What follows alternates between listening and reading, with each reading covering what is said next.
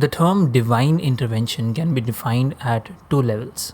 One being the absolute or paramarthika in Sanskrit, meaning relating to the highest truth. The second being the relative or vyavaharika in Sanskrit, meaning practical or relative plane of existence.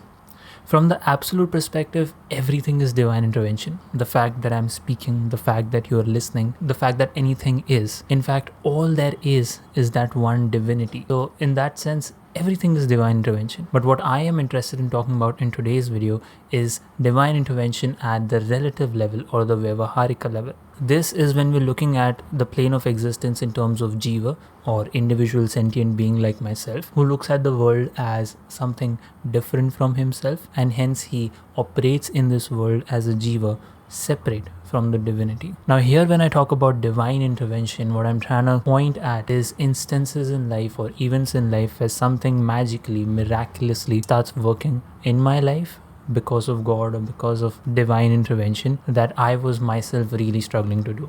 And that, ladies and gentlemen, is the topic of today's discussion. Good morning, welcome back to the Weekly Khud. This is January 29, 2023, 2 p.m. So it's noon, and this makes so much sense because just in the previous week's video, I was talking about how I'm struggling to wake up in the morning, and I'm waking up at 9, 9:30, 10, and because of that, I'm doing all the standard things in my life like full-time job and dad's work, but I'm not getting the time that is needed to go beyond all of that and make my own content and do the things that I'm really passionate about. This week turned out to be magically solving that problem because I woke up at 4 a.m. from Tuesday till today. So today is the 6th day that I woke up at 4 a.m. consecutively, and I am not distressed, I am not feeling sick, I am actually very fresh. So I'm going to go about telling you how that has happened. But before that, I want to talk about one verse from Japji Sahib, which is the first portion of the Guru Granth Sahib Ji. That verse that I want to talk about is Fer ke agge rakhiye jidd se darbar, मोह के बोलन बोलिए जित सुन तरे प्यार, अमृत वेला सच नाव वड्याई विचार, कर्मी आवे कपड़ा नदरी मुख द्वार. To very loosely translate this, what this means is फेर के आगे रखिए जित से दरबार. What should I keep in front of you? And we're talking to God here. What should I keep in front of you such that I would see your palace? फेर के आगे रखिए जित से दरबार, मोह के बोलन बोलिए जित सुन तरे प्यार. What should the words be coming out from my mouth, listening to which you would shower your love on me, your grace on me? Amrit vela sach now vadiyai vichar. And this is the answer that God gives. Amrit vela sach now vadiyai vichar.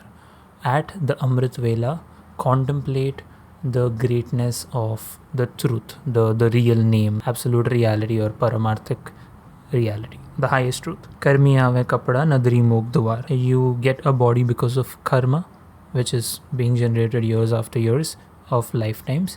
But if that is not generated, you would go to Mokh Dwar, to the door of liberation. I believe it was Monday. So this week, Monday, I woke up at 7:30, which is when I was recording the last week's video, and things were okay-ish. But in the evening, when I came back after my gym session, Dad was making medicines for Dadu in the hall, and he was listening to Maskeen Ji's Katha while he was doing so. And I myself have heard Maskeen Ji's Katha a lot of times. Like, I'm a very avid listener of Maskeen Ji's Katha. I overheard, it's not even that I was sitting there and trying to listen to the Katha, but I just overheard, kind of eavesdropped on what was being said. And there was this one line in the Katha which said, Amrit vele sutta rahenga, te kis tarah kuch, something like that. Basically, it meant like, if you are asleep at Amrit Vela, which is what is being said, like wake up at Amrit Vela.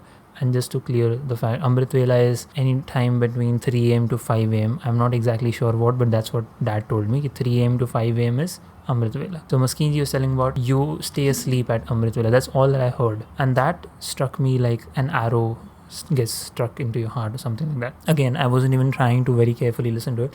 I just overheard that Katha being said. And immediately I took action for it. I was like, okay, what if I start waking up at Amrit Vela every single day and do the part that the Granth is asking me to do? Or it says contemplate the reality, the truth. And one way to do that is to read the part, which is Nitnem. Like, Nitnem is the entire thing that you do in the morning, the entire course. I naturally went to Dad and I asked him, because he does Amrit Vela part every single day, even Mom does. And there is obviously some merit, some substance to doing that every single day, which is why they're continuing to do it, and which is why it is being recommended also in the system. And so he guided me like, this is how you do it. He sent me a few YouTube videos which you can listen to while you're reading, because the entire thing while you're reading, it's very difficult, especially Jap Sahib, the second part. It's very tongue twisting. What I did is I took a couple of YouTube videos and I merged them to my liking and made a 1 hour MP3 which I put in my phone, and every single day I woke up at 4 a.m. By 5 a.m. I was in the first 1 hour I was done with my stretching, my regular stretching with Nirvana Shatakam and the other part that I play, drinking water and having a bath in the first 1 hour, and in the second 1.5 hour-ish, like 1 hour, 1.5 hours, like 70-75 minutes, I would sit and do the Nitnem part on my Kindle. So this is my Kindle which has a cover now, a white color cover. So this is what divine intervention has been. Now talking about a general overview of the week. Again, it was a very heavy dad's work week where I did a lot of dad's work. One big plus point is because I had like a couple of hours extra every single day. So I could think about things a lot, which is why some very beautiful ideas came to my mind, and I'll get to them in a minute. And there was obviously full-time job work which keeps coming in on and off. But again, this system is so beautifully poised that along with post 11:30 or 12 till the end of the day, if I do not do anything related to my passion, it doesn't matter. I only have to do those things that I'm required to do, because all that I really want to do is done from 4 a.m. to let's say 9 a.m. 9:30, because 9:30 I have to sleep for like an hour or so, otherwise my mind will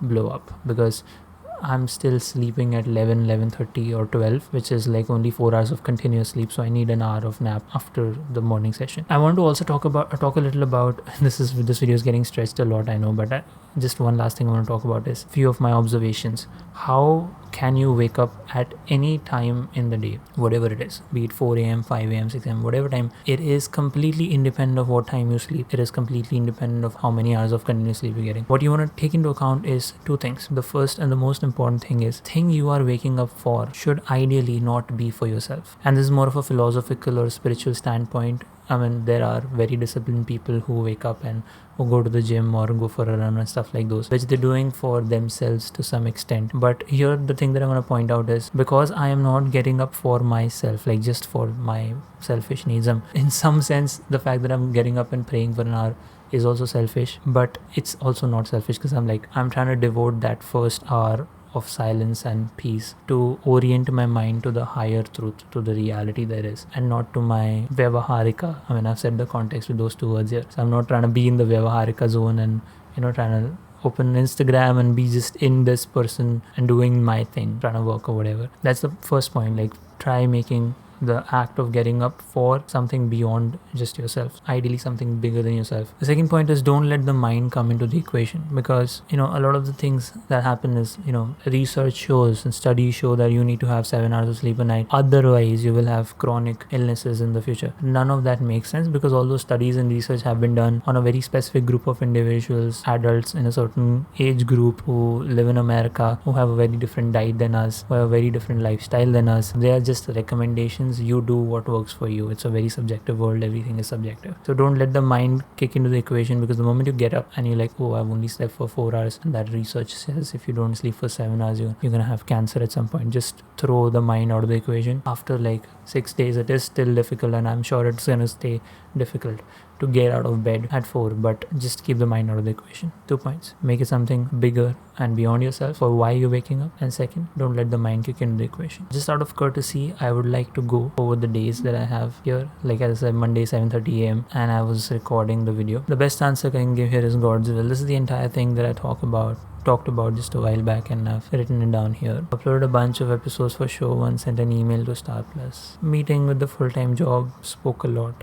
Wrapped up the day, I think, feeling kind of satisfied. I don't think I've felt so satisfied with my day in the recent past. Got so much done today, both for full-time job plus that's work. Definitely looking forward to continue the 4 a.m. waking up and dedicating time to remembering God. Again, I don't want this to come up onto my ego, be like, I am waking up for God. 4 a.m. was done with the 2-hour schedule. By 6, spent some time thinking of what can be done. Ordered Kindle cover, white. This one, CG Matter tutorial on proximity. The fact that I have the schedule down, that's like a lot of things done already. Now I have to think about how can I use those couple of hours in the morning. I could be watching geometry nodes or Blender tutorial, applying them. I could be making my own things in Blender. A lot of things can be done. Completed 5 episodes of show one, pretty intense lot. I've been trying to work on a bunch of full-time job stuff, so chance the majority of day might go with this. Made a very powerful script that changes text based on the video file in very specific manner. Sadly, that does not translate into the Premiere Mogart, so can use this, but with duplicating any comps in Premiere sequence method. So yeah, you see that there isn't a lot that I have written down in these toggles except for what I just went through. That's where life is, and I really want to share, like take this time to share a little few things that I've learned over the past few days, specifically from tomorrow onwards into the new week. My aim is to make sure that one thing I forgot to mention is like ideas that kept coming through the week. Yesterday evening when I came back, I got this idea. There is this YouTube channel called Gadget Byte, which makes tech reviews of comparing different mobile phones or laptops and all sorts of stuff. So I thought it could be amazing if I could summarize their whole 10 to 12 minute video into a 30-second clip that they can put on their reels, which would not just be like a summary but also like a teaser, a trailer that lures you into, if you are interested, to watch the whole video on their YouTube channel. So I wanted to do a 3D render for it where it's like a boxing ring situation, and depending on display and software and stuff like those that the presenter describes in the video, one point comes to either of the phones, and in the end this one is the winner or that one is the winner. So it's like a 3D, two phones are stacked next to each other and the camera is rotating around them with an interpolation, and while that's happening there are motion graphics coming up on the screen which are also in 3D. So that's one beautiful idea I had, and I tried modeling also the phones yesterday but I got stuck there. So I'll try doing something for that today, but we'll see how that goes. That's it from my side. Thank you so much for being in the khud, and I will catch you next week. Peace.